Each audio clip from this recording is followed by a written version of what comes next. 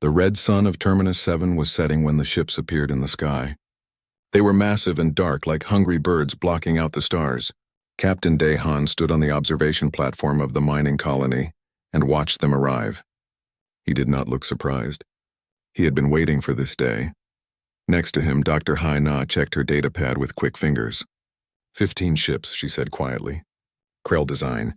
Military class, mercenaries, Day replied. His voice was calm, but his hands gripped the railing hard.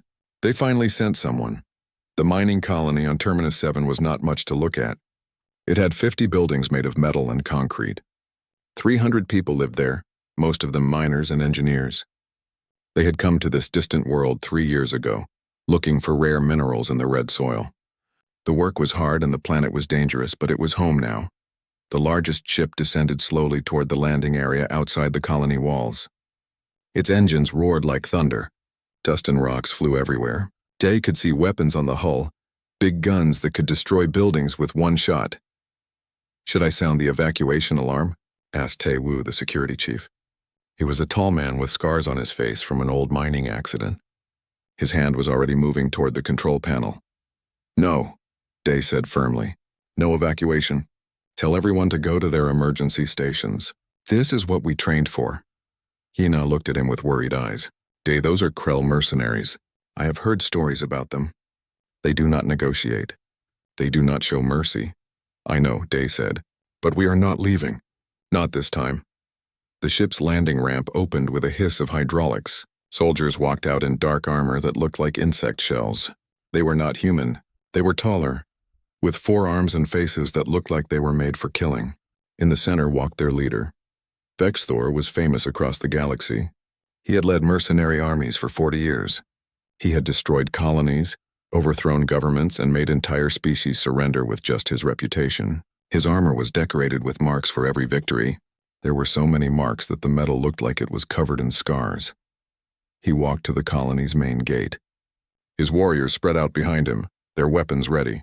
From speakers on his armor came his voice, translated into human language by computers.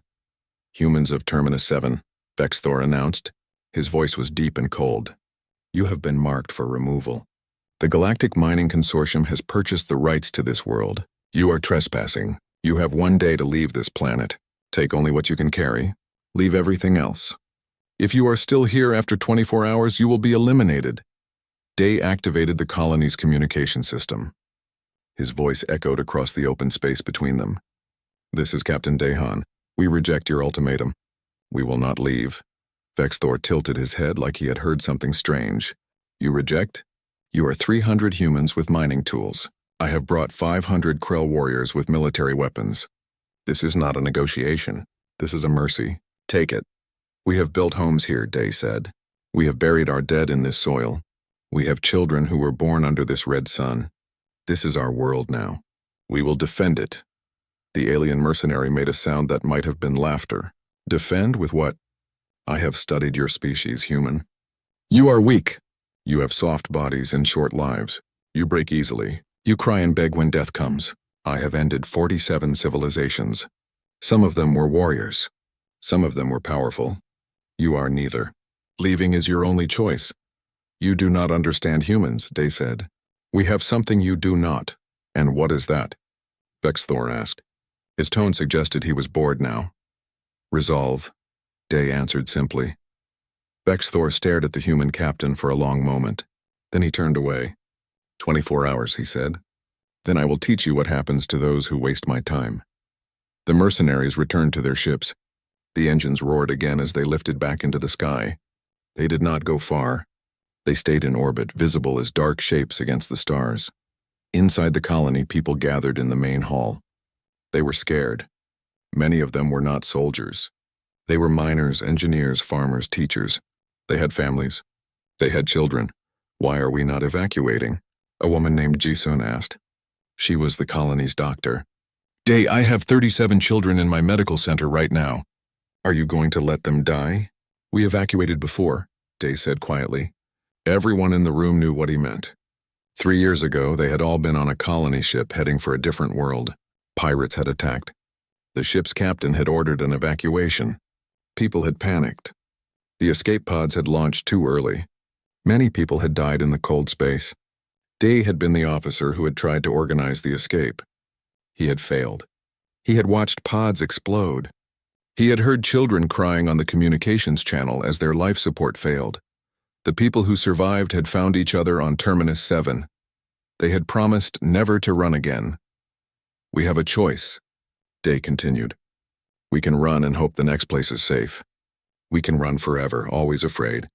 Or we can stand here and fight for what is ours. Yes, we might die, but we might also survive. And if we survive, we will have something worth more than our lives. We will have our dignity." Young-ho stood up. He was only 19 years old, a miner with strong arms and a young face. "I am with you, Captain. Tell me what to do." One by one, others stood. Ji-sun stood. Yina stood. Tae-woo stood. The room filled with standing people. "Then we prepare," Day said. "We have 24 hours to turn a mining colony into a fortress. Haina, take your engineers and activate every defensive system we have. Tae-woo, organize combat teams. Young-ho, you and the miners know the tunnels better than anyone. Set up traps. Everyone else, secure your families in the underground shelters."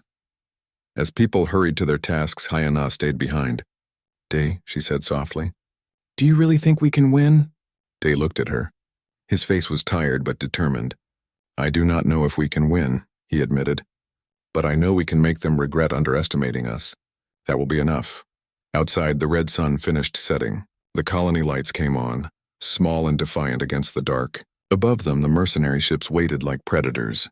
They did not know it yet, but they had made a terrible mistake. They had given humans time to prepare, and humans, when given time and a reason to fight, were capable of extraordinary things. The countdown had begun. Vexthor stood in his command ship and watched the clock count down. Around him, his officers prepared for the attack.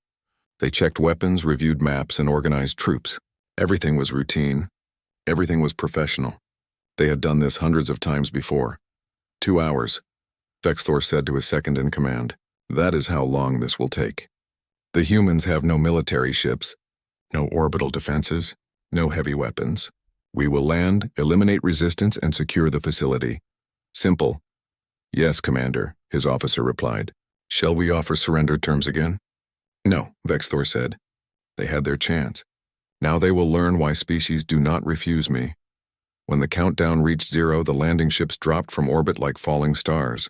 They came down on all sides of the colony, surrounding it completely. Ramps opened and Krell warriors poured out, their weapons charged and ready. Tae-woo watched them from the colony walls. Here they come, he said into his radio. All teams, hold your fire until they reach the markers. The Krell advanced in perfect formation. They were professional soldiers, moving with confidence and precision. They had superior weapons and armor. They had overwhelming numbers. This should have been easy. The first trap activated when the lead squad reached the old mining field. The ground beneath them exploded upward. It was not a military explosive. It was mining charges, the kind used to break apart rock. But rock and flesh were not so different when the explosion was strong enough. 5 Krell soldiers disappeared in fire and dust. The others scattered, looking for cover. But there was no cover. The mining field was open ground and humans had spent 24 hours placing charges every 10 meters. Now, Tae-woo shouted. More explosions rippled across the field. The Krell formation broke apart as soldiers dove away from the blasts. They tried to advance through the chaos, but with every step more ground exploded. From the colony walls, human defenders opened fire. They were not military rifles. They were mining lasers, industrial cutting tools, and hunting weapons. But they worked. Krell armor could stop bullets, but a mining laser designed to cut through solid rock could burn through almost anything. Vexthor watched from his ship in disbelief. What is happening? He demanded. Why have we not breached the walls yet? The humans have trapped the entire approach, his officer reported. We have lost 30 soldiers already. They are using mining equipment as weapons. Mining equipment? Vexthor felt anger rise in his chest. Push through. We have 500 warriors. They have civilians with tools. The Krell regrouped and charged again. This time they moved faster, trying to cross the kill zone before more traps could activate. Some of them made it to the colony walls. That was when they met Young-ho. The young miner had spent his whole life in tunnels. He knew how to move underground, how to appear where enemies did not expect. He had spent the last 24 hours connecting every tunnel, shaft, and maintenance passage into a network beneath the colony. When the Krell reached the walls, Yong Ho was waiting in a tunnel directly below them. He set off his charges. The wall did not fall. Instead, the ground under the Krell soldiers collapsed. They fell into the darkness, into tunnels filled with more traps, more explosives, more angry humans who refused to die quietly. Yong Ho moved through the tunnels like a ghost. He knew every turn, every shaft, every weak point in the rock. The Krell did not. They stumbled in the darkness with their sensors confused by magnetic ore in the walls. Yong Ho and his miners picked them off one by one. On the surface, the battle became chaos. The Krell could not understand why this was so difficult. These were not soldiers. These were not warriors. They were just humans, soft and weak humans who should have broken already. But they did not break. Ji-sun worked in the medical center in the underground shelter. Wounded defenders came down in waves. She worked on them with quick hands, patching wounds and sending them back up. But she did more than heal. She coordinated information. "Taewoo, they are gathering at the north gate," she said into her radio while stitching a wound. "Looks like they are bringing heavy weapons. Haina, can you redirect power to the north defensive grid?" Taewoo asked. "Done," Haina replied. She sat in the engineering center, surrounded by screens and controls. Her fingers flew across keyboards, managing every system in the colony. She had turned the mining facility into a weapon. Doors became traps. Ventilation became gas delivery systems. Even the lights became tools, flashing in patterns designed to confuse Krell vision. The battle continued for hours. The Krell kept attacking. The humans kept defending. Bodies fell on both sides. The colony walls were scorched and broken. Buildings burned. But the colony did not fall. As the red sun began to rise again, Vexthor received the reports. "They were bad, very bad casualties," he asked. 200 dead, 50 wounded, his officer said quietly. "Commander, we have lost 40% of our ground forces. In 12 hours, Vexthor said nothing. 40%. Against miners. Against civilians. Against humans who should have surrendered. They are using guerrilla tactics," the officer continued. "Traps, ambushes, hit-and-run attacks. They have turned their entire colony into a weapon. Every tunnel is a death trap. Every building has a firing position. They fight like they have done this before. Humans are not warriors," Vexthor said, but his voice was uncertain now. "These humans are," the officer replied. Vexthor made his decision. "Pull back all ground forces. We will bombard from orbit. If they want to die with their colony, we will grant their wish." The Krell warriors retreated, leaving their dead behind. The humans did not celebrate. They were too tired, too hurt. But they had survived the first attack. Captain Day walked through the colony, looking at the damage. Buildings were destroyed. The walls had huge holes. Small fires still burned. He saw defenders slumped against walls, exhausted. He saw Ji-sun working on a wounded miner, her hands covered in blood. He saw Yong Ho emerge from a tunnel, covered in dust and carrying an empty weapon. "They will come from space now," Haina said, joining him. She looked exhausted. "Orbital bombardment. Our walls will not stop that." "I know," Day said. "Did you find what I asked you to look for?" Haina smiled, tired but satisfied. "Yes, underneath the colony in the old ruins. There are power signatures, ancient defensive systems built by whoever lived here before us. I think I can activate them." "How long?" "Already done," Haina said. "When their ships start firing, they are going to get a surprise." Above them, the Krell warships moved into bombardment position. Vexthor gave the order. Energy weapons charged. Targeting computers locked onto the colony.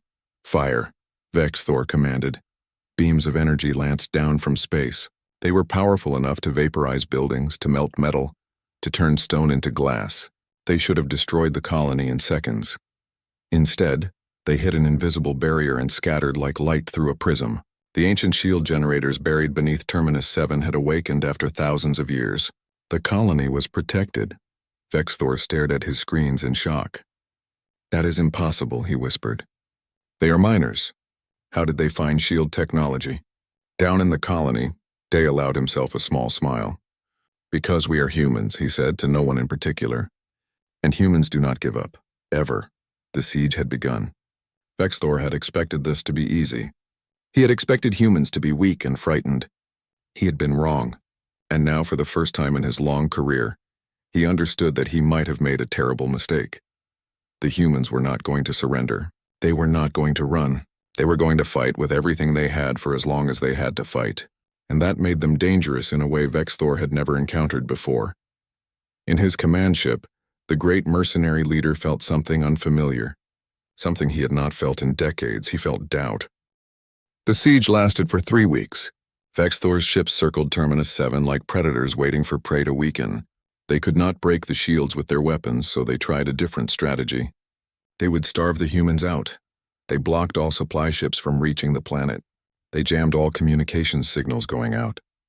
The colony was cut off from the rest of the galaxy, alone and surrounded. Vexthor waited. Humans needed food and water. Eventually, they would have to surrender.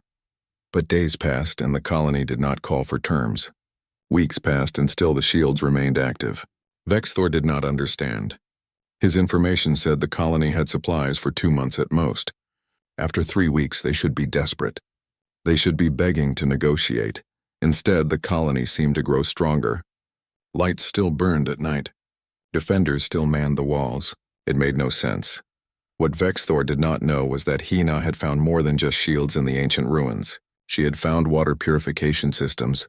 She had found underground gardens with strange plants that still grew after thousands of years. She had found storage chambers filled with preserved food from a civilization long dead. The ruins had been a city once, built by someone who had prepared for a siege. "We can last 6 months with what we found," Hyena told Captain Day. "Maybe more if we are careful." "Then we have time," Day replied. "Time to plan. Time to learn about our enemy." Taewoo had been studying the Krell warriors. Every attack, every movement, every tactic. He took notes and built patterns. "They are professional soldiers," he told his team. "But that means they follow patterns. They fight the same way every time. If we can predict them, we can beat them." On the 23rd day of the siege, Vexthor made a decision. He needed to know what was happening inside that colony. He needed information, so he ordered a capture mission. "Take prisoners," he told his strike team. "I want to know how they are surviving. I want to know what they are planning. Bring me a human who will talk." The strike team landed at night in a damaged section of the colony wall. They moved quietly, using stealth technology to avoid sensors.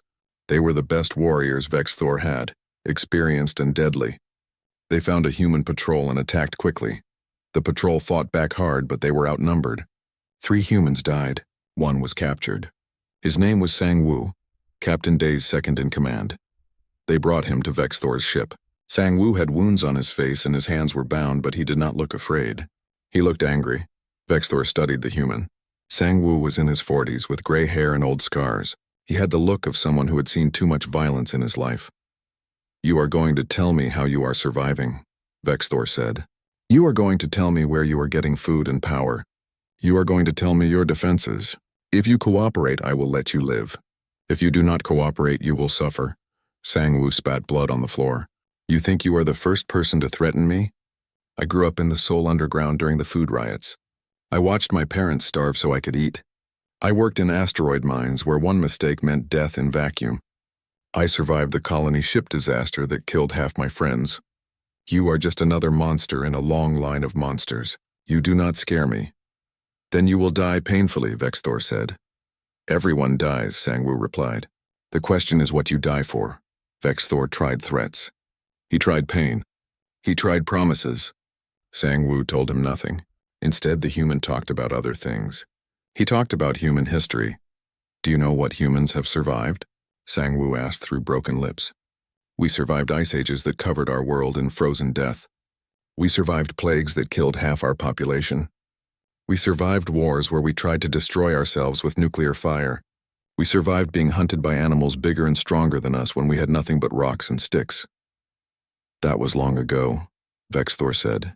"You are soft now, civilized," Sang-Woo laughed, and it was not a pleasant sound. "Civilized. We are 3 generations from eating each other when food runs out. We are 1 disaster away from going back to killing for survival. Civilization is not what makes humans weak. It is the mask we wear to pretend we are not still the same desperate animals that crawled out of caves and decided to conquer a world." "You are conquered now," Vexthor pointed out. "Are we?" Sang-Woo asked. "You have been here for 3 weeks. You have lost half your forces. We are still fighting. Tell me, Mercenary, who is conquering who? The words bothered Vexthor more than he wanted to admit. He left the interrogation room and checked his reports. The numbers were worse than he thought. Not just casualties, morale. His warriors were tired. They were frustrated. This was supposed to be easy. This was supposed to be over in days. Now they were stuck in a siege with no end in sight, losing soldiers to an enemy that refused to give up.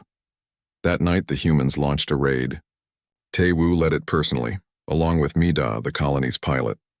They had studied the enemy ships for weeks and found a weakness. They attacked the main command ship's reactor with magnetic charges stolen from mining equipment. The explosion was not big enough to destroy the ship, but it was enough to cripple it. Power failed across multiple systems.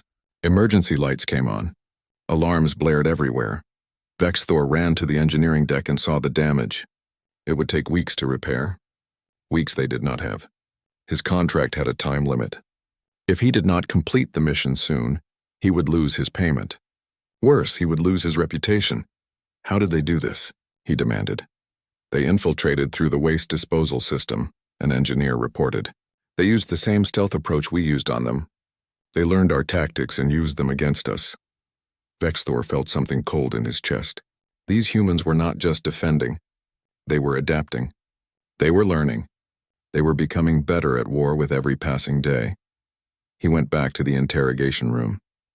Sang-Woo was still there, bruised and bloody but still alive, still defiant. Your people attacked my ship, Vexthor said. Good, Sang-Woo replied. Did they hurt you? Why do you not surrender? Vexthor asked. The question came out before he could stop it. It was not a tactical question. It was genuine confusion. You are outnumbered. You are outgunned. You cannot win. Why do you keep fighting? Sang-Woo met his eyes. Because we have been underestimated before. By empires and warlords and alien races who thought humans were weak. We have been conquered, enslaved, nearly wiped out. We are still here. We are still fighting. You are not special, Vexthor. You are just another chapter in a long book of things that tried to break us and failed. I have destroyed 47 civilizations, Vexthor said quietly. Then we will be number 48 that survives you, Sang-Woo said. Or you will kill us all and learn nothing. Either way, you will remember us. Every time you look at your casualties list, every time you see the scars we gave you, you will remember that humans do not break easily. Vexthor left the room. For the first time in his long career, he went to his private chambers and thought about abandoning a contract. He had never failed before, never, but this was different. These humans were different. His officers came to him the next day. Commander, the crew is talking about retreat, they said. We have lost too many warriors. The cost is too high. If we retreat, we break the contract, Vexthor said. We lose our reputation. No one will hire us again. If we stay, we might lose everything, an officer replied. These humans are not normal. They fight like they have nothing to lose. Like death is just another obstacle to overcome. Vexthor looked at the planet below. The colony still glowed with lights. The shield still held. After 3 weeks of siege, the humans were still there. Still fighting. Still refusing to accept defeat. He thought about Sang-Woo's words. About human history, about survival, about resolve. He thought about his own casualties. About the warriors who would never go home. About the cost of underestimating an enemy. For the first time, the great mercenary Vexthor felt something he had never felt before. He felt fear. Not fear of death, fear of something worse. Fear that he had finally found an enemy he could not defeat. And that enemy was 300 humans who simply refused to quit. Vexthor made his decision on the 30th day of the siege. There would be no retreat, no surrender. He would take the colony or die trying. He gathered his remaining warriors, 250 soldiers who had survived the grinding war, and prepared for one final assault. We end this today, he told them. We land all forces at once. We breach the walls with everything we have. We do not stop until the colony is ours or we are all dead. His warriors prepared for battle. They checked weapons. They said prayers to their gods. They looked at the planet below and wondered if they would survive the day. Many of them doubted it. These humans had proven to be far more dangerous than anyone expected. Inside the colony, Captain Day received the warning from Yoon Ho, the communications officer. They are preparing a full assault, she said. All ships are moving into position. This is it. Day gathered his command team. Hyena, Taiwu, Jisun, Yongho, and Mida. They all looked tired. 30 days of war had marked them. Scars, burns, exhaustion in their eyes. But they were not defeated. They were ready.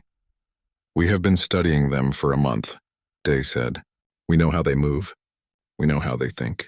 We know their tactics and their weaknesses. Today we use everything we have learned. Today we show them what happens when you underestimate humans. Tae-woo spread maps on the table. They will come from all sides. They will try to overwhelm us with numbers. But we know their battle protocols now. Yoon-ho cracked their communication codes last week. We can hear everything they say to each other. More than that, Yoon-ho added with a tired smile. I can send false orders on their channels. I can make them think their commanders are telling them to retreat, to advance, to regroup. I can create confusion. The shields are at 40% power, Hyena reported. They will not last through a sustained bombardment. But I have rerouted power from non-essential systems. If they try to blast through, it will take them longer than they think. The miners are ready, Young-ho said. We have new traps set up, new tunnels, new surprises. Let them come underground. We will bury them. Medical is ready, Ji-sun said. We have supplies for mass casualties. I have trained everyone in basic field medicine. We will not lose people to wounds we can treat. Mida, the pilot, had the most interesting news. I repaired one of their dropships that crashed near the south wall. It is flight ready. If things go bad, we have an escape route, but I have a better idea for it. What idea? Dee asked. Mida grinned. They think all humans are on the ground. They are not expecting an attack from the air, especially not in one of their own ships. Day looked at his team. These were not soldiers. These were people who had learned to fight because they had no choice. And they had learned well. One more thing, Day said. I have been talking to Sang-woo through hidden channels. Vexthor has kept him in their brig. He has been observing their ship, their routines, their security. When the attack begins, he is going to cause problems from inside their command ship. How? Tae-woo asked. He did not say, Day replied. But I trust him. He will know what to do. The assault began at dawn. Krell ships descended like a dark storm. They landed everywhere at once. Hundreds of warriors poured out, weapons firing. The final battle had begun, but this time the humans were ready. Yoon-ho sat in her communication center with headphones on. She listened to Krell battle chatter and smiled. Strike Team 3, your commander orders you to advance through the East Tunnel, she said in perfect Krell language through their own communication system. The Krell team obeyed. They entered the East Tunnel. It was filled with explosive charges. Yong-ho triggered them from below. The tunnel collapsed, taking 30 warriors with it. West forces fall back to regroup, Yoon-ho said into another channel. The West attack stalled, as confused warriors retreated when they should have been advancing. North Command, your shields are failing. Return to ships immediately, she said. The northern assault broke apart as Krell soldiers ran back to their landing craft, abandoning their positions. Vexthor realized what was happening. They are in our communications, he shouted. Switch to encrypted channels. But changing channels in the middle of battle created more chaos. Warriors could not coordinate. Squads lost contact with command. The organized assault became a confused mess. On the ground, Tae-woo led his defenders with precision. He knew where the enemy would be before they arrived. He had studied Krell tactics for 30 days. He knew their playbook. Every advance was met with prepared defenses. Every flanking attempt walked into an ambush. The humans fought with the confidence of people who knew exactly what their enemy would do next. Yina turned the colony itself into a weapon. Doors closed at the right moments, trapping Krell soldiers. Ventilation systems pumped out gases that confused their sensors. Mining lasers activated remotely, cutting through armor. Every system, every tool, every piece of equipment became part of the defense. In the sky, Mida took off in the stolen Krell dropship. She flew it straight at the command ship. Krell sensors saw it as friendly. They did not fire. By the time they realized the mistake, she was already inside their defensive perimeter. She launched every missile the dropship had at the command ship's engine array. The explosions were massive. The command ship lurched in the air, losing altitude. Emergency systems struggled to keep it from crashing. Inside that ship, Sang-woo had waited for this moment. The explosions created chaos. Guards ran to their stations. In the confusion, Sang-woo broke free. He had been working on his restraints for days. Now he moved through the ship, opening airlocks, sabotaging systems, creating more problems for an enemy already in crisis. On the battlefield, the tide turned completely. The Krell had come expecting to overwhelm. Instead, they were the ones being overwhelmed. Human defenders appeared where they should not be. Attacks came from unexpected directions. Orders were confused. Communication was chaos. Every advantage the Krell had brought was stripped away. Vexthor watched his assault fall apart. His carefully planned attack had become a disaster. His warriors were retreating. His command ship was crippled. His prisoner was loose and causing havoc. Everything was going wrong. He made a decision then. If his warriors could not take the colony, he would do it himself. He put on his combat armor, took his personal weapons, and left his ship. He would lead from the front. He would show these humans what a true Krell warrior could do. He landed near the colony's main plaza. His personal guard followed him, 12 of his best warriors. They fought through the defenders with brutal efficiency. Vexthor was not just a commander. He was a warrior who had survived 4 decades of combat. He cut through the human defenders moving toward the command center. Captain Day saw him coming. "He is mine," Day said to his team. He picked up his rifle and walked out to meet the mercenary leader. They faced each other in the plaza. The battle raged around them, but for a moment everything else seemed to stop. The human captain and the alien mercenary, the defender and the attacker, the man who refused to surrender and the warrior who never failed. "You have fought well," Vexthor admitted. "Better than I expected, but it ends now." "Yes," Day agreed. "It does," they fought. Vexthor was bigger, stronger, faster. He had better armor and better weapons. He had decades of combat experience. But Day had something else. He had 30 days of studying this enemy. He had a month of learning every weakness. And he had the absolute conviction of someone defending his home. The fight was brutal and quick. Vexthor was wounded. His guard was dead or scattered. He found himself on his knees, his weapon gone, facing a human who held a rifle pointed at his head. In that moment, the great mercenary understood. He had lost. Not because humans were stronger, not because they had better technology. He had lost because humans simply refused to accept defeat. They adapted. They learned. They fought with a determination that transcended logic and reason.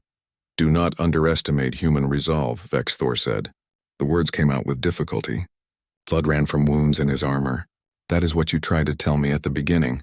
I should have listened." Day lowered his weapon slightly. Around them, the battle was ending. Krell warriors were retreating to their ships. The assault had failed. The siege was broken. "You can kill me," Vexthor said. "I have earned that death. But let me give you something in return.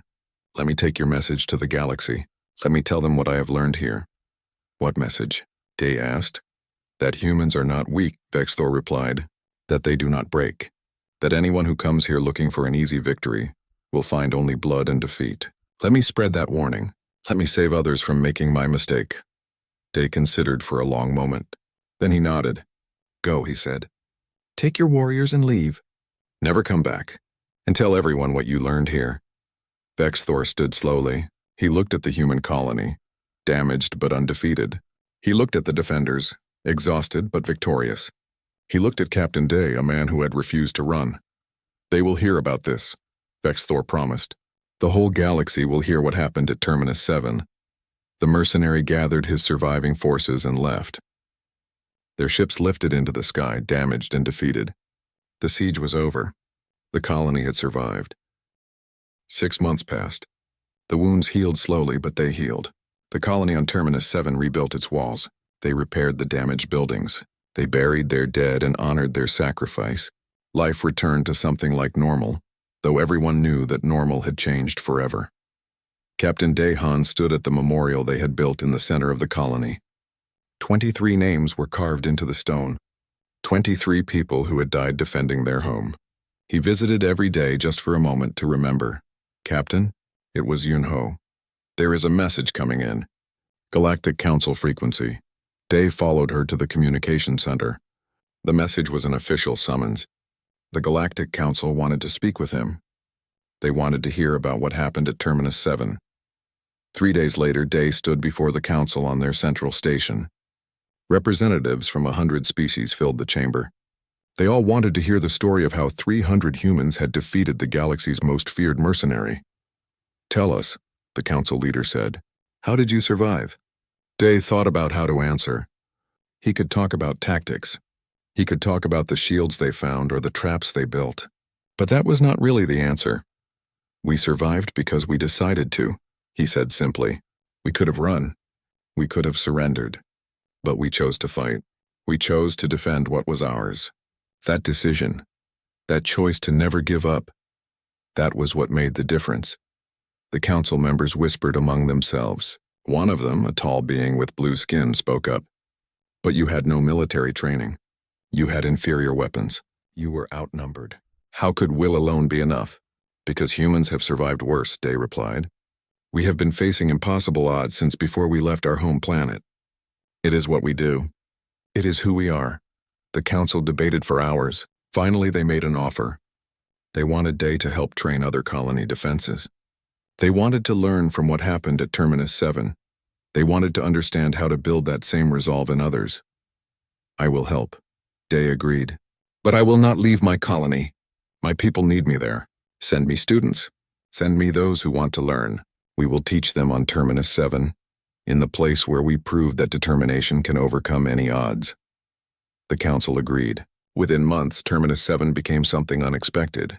It became a training ground.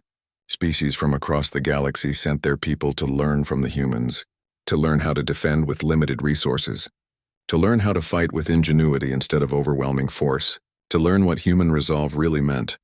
Cheyenne opened an engineering academy. She taught students how to turn civilian equipment into defensive tools, how to find resources in unexpected places, how to use intelligence and creativity when raw power was not available. Her students came from dozens of worlds, and they all learned that technology was only as good as the mind using it. Tai Wu trained security forces. He taught them that knowing your enemy was as important as having good weapons. He taught them to study, to learn, to adapt. His training programs became famous across the frontier. Train with Tai Wu became a mark of excellence for security officers everywhere. The colony grew. New buildings rose where old ones had fallen. More humans came wanting to be part of something special, wanting to live in the place that had become a symbol. Terminus 7 was no longer just a mining colony. It was a legend. Meanwhile, across the galaxy, Vexthor kept his promise. The mercenary traveled from world to world. He visited mercenary guilds, warlord courts, pirate stations, anywhere that soldiers of fortune gathered. He always carried the same message. "Do not accept contracts against humans," he would say. "I made that mistake. I lost half my forces. I lost my reputation. I learned the hardest lesson of my life." At first, people laughed at him. The great Vexthor defeated by humans? It seemed impossible. It seemed like a joke, but other mercenary companies tried. They took contracts against human colonies. They thought Vexthor was just unlucky, that he was too old, that he had lost his edge. They thought humans would be easy targets. They were wrong. A pirate fleet attacked a human mining station near the Andromeda border. The humans had only 30 people and no military ships. The pirates expected easy plunder. Instead, they found themselves in a 3-day battle against defenders who used every trick, every trap, every creative solution they could think of. The pirates lost 2 ships and retreated with nothing. The humans lost no one. A mercenary company called the Red Suns took a contract to remove a human farming colony from disputed territory. They brought 200 soldiers. The farmers had agricultural equipment and determination. The Red Suns spent 2 weeks trying to breach the colony's defenses before they gave up. They lost 70 warriors to an enemy that had never fired a gun before 6 months ago. Story after story spread. Every time someone attacked humans, they learned the same lesson. Humans were not easy targets. They were not weak. They were not afraid. They fought with a resolve that made them dangerous far beyond what their technology or numbers suggested. Vexthor's warning started to be taken seriously. Mercenary guilds began refusing contracts against human targets. Pirates avoided human colonies. Warlords looked for easier prey. The reputation spread. Humans were too costly to fight. In a cantina on a trading station, a young mercenary approached Vexthor. The old warrior sat alone, his armor still marked with scars from Terminus 7. Commander Vexthor? The young mercenary asked. I have heard the stories, but I thought they were exaggerated. I have a contract opportunity. Simple job. Remove a human settlement from a disputed mining world. The pay is excellent. Would you be interested? Vexthor looked at the young warrior. He saw himself from 6 months ago, confident and certain that humans were weak. He felt something like pity. Let me tell you what I told the Krell High Command, Vexthor said slowly. Let me tell you what I told the Vaxxan cartels and the Shadow Fleet. Find another target. Find another species. Find anyone else in the galaxy to fight, but not humans. Why? The young mercenary asked. What makes them so special? Vexthor was quiet for a moment. Then he spoke, and his voice carried the weight of hard experience. Because humans do not know how to quit. You can wound them, and they will keep fighting. You can outnumber them, and they will find a way to win anyway. You can have better weapons, better armor, better technology, and they will still defeat you. Do you know why? No, the young mercenary said. Because they have something we do not, Vexthor replied. They have resolve. Real resolve. Not just courage or stubbornness. It is deeper than that. It is in their history, in their culture, in the way they see the universe. They have survived everything their own world threw at them, and then they survived everything space threw at them. They are survivors at a fundamental level, and that makes them the most dangerous beings in the galaxy. More dangerous than Krell warriors? The young mercenary asked skeptically. I am a Krell warrior, Vexthor said. I have fought for 40 years. I have destroyed civilizations, and 300 human civilians defeated me. Not because they were stronger, because they refused to accept defeat. So I will tell you one more time, find another target. The young mercenary left without taking the contract. Vexthor sat alone and thought about Terminus 7. He thought about Captain Day, about Sang-Woo, about all those humans who should have died but chose to live instead. He had learned his lesson. He would never forget it. On Terminus 7, the red sun set again. Captain Day stood on the observation platform, where he had first seen the mercenary ships arrive. Now the sky was filled with ships of a different kind. Trade vessels, student transports, visitors from across the galaxy, coming to see the place that had become a symbol. Ina joined him. We have 3 new training groups arriving tomorrow, she said. Representatives from the Talus Confederacy, the Bren Assembly, and the Free Colonies. They all want to learn. What do we teach them? Day asked. We teach them what we learned, Ina replied. That walls and weapons are not enough. That technology and numbers are not enough. We teach them that the will to survive, the refusal to accept defeat, that is what makes the difference. Do you think they can learn it? Day wondered. Or is it something only humans have? Hina smiled. I think anyone can learn to fight for what matters to them. We just showed them it was possible. We showed them that determination can overcome any odds. Below them, the colony lights came on as darkness fell. The walls they had rebuilt stood strong. The gardens they had planted grew green in the red soil. Children played in streets where battles had raged. Life had returned to Terminus 7, stronger than before. The memorial stood in the center of the colony, lit by eternal flames. 23 names remembered forever. They had died defending their home. They had died proving that humans would not break, would not bend, would not surrender. Their sacrifice had taught the galaxy a lesson that was spreading from world to world, from species to species, from the core systems to the far frontier. Never underestimate humans. Never assume they will give up. Never think they are defeated until they stop breathing, because humans have something that makes them unique in the galaxy. They have resolve, and that changes everything. The story of Terminus 7 became legend. Parents told it to their children. Soldiers studied it in training. Historians wrote about it.